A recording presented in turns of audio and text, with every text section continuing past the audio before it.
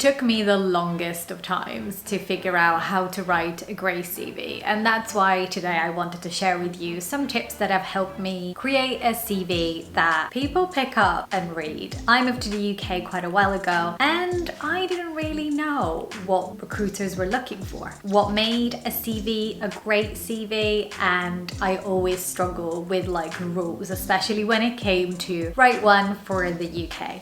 A good CV, it's something that can showcase your skill at a glance. It has to be succinct, it has to be direct, and it has to be filled with the right kind of information. If you're new to this channel, my name is Ayn and I'm an events manager that works in book publishing. I always share my tips on career from my own experience, and I love to talk about personal development as well. Today, I wanted to talk to you about how to write a great CV, because let's face it, it's just really hard to nail down what does constitute a good CV. So the tips that I'm going to share with you today are some of the things that I have implemented in my own CV and that have served me very well in my career so far. I'm hoping that these will help you to create a great CV that will land you lots and lots of interviews and job opportunities. Make sure to subscribe and like this video so that you can support me. I'm trying to get to 1,000 subscribers by the end of the year, so your support would really mean the world to me. Now let's get right into it.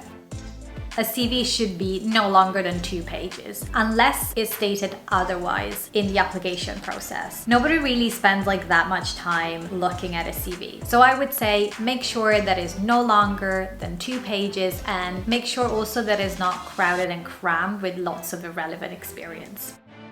How should you present your experience? I think this is a question that I have asked myself so much, especially at the beginning of my career. I didn't necessarily have a huge amount of publishing experience when I was trying to break into the industry, but I had worked in different industry, and I was trying to figure out how to highlight my passion for books at the same time as how to showcase that I had been in the world of work already. So this is the order that I currently write my experience as, and it's the order that has helped me to get all the jobs that I had. So I'm hoping that this will help some of you as you're trying to write your CV. The first thing that I mention is name and details, my personal statement, relevant work experience, volunteering experience, my skills, my education, and at the end, references. The reason why I follow that order is because that actually works well for the jobs that I have applied for. But of course, you do need to think about the industry that you're applying to and whether a different experience might be relevant, and therefore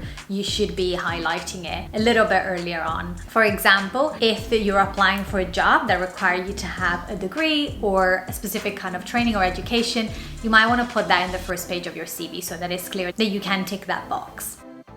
Now, when it comes to the format, again, it does depend on the kind of role that you're applying for. I just like to keep things simple. The chances are that you're going to submit your application through some kind of system or portal, if you're applying, for example, for a big company. And often is the case that you can only submit a certain Word file. So you having to submit a Word document or a PDF, you just want it to be as simple as possible. And the reason why I say this is because, having been on the other side of recruiting, when I used to receive CVs from applicants, I would get them through this portal that would literally scramble the whole format all over. So there would be no point in having a super fancy format, because it wouldn't get to me anyway.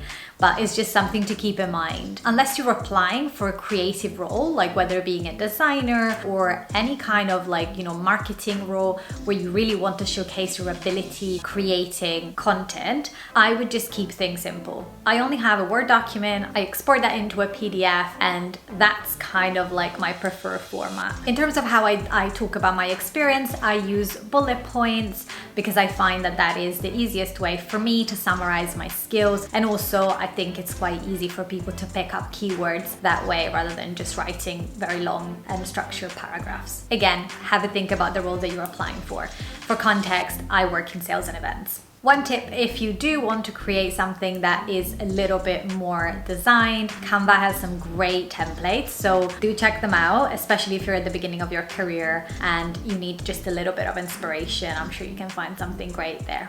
A very important thing that you should always do every time that you submit your CV is to create a powerful personal statement. A personal statement is just a few sentences at the top of your CV where you can talk about yourself and you can bring personality to your CV. You can also make sure that you are ticking the right keywords. So if the recruiter or the job ad is like talking about looking for someone enthusiastic and proactive, you can use those same keywords to quickly and very immediately convey that you are the right candidate for that role. CVs otherwise tend to be a bit dry, and I find that if you have a really good personal statement that adds to it and bring the CV to life, the recruiter will feel like they know you a little bit better. Now I wanted to talk about some of the big no-nos when it comes to writing a great CV. The three big don'ts that I would say are very important to remember are: 1, never add your picture to your CV. 2, never add your age or any kind of detail that is not strictly necessary. 3, don't include the name of your references on your CV. The reason why I say these things are important is because, a picture is literally not needed.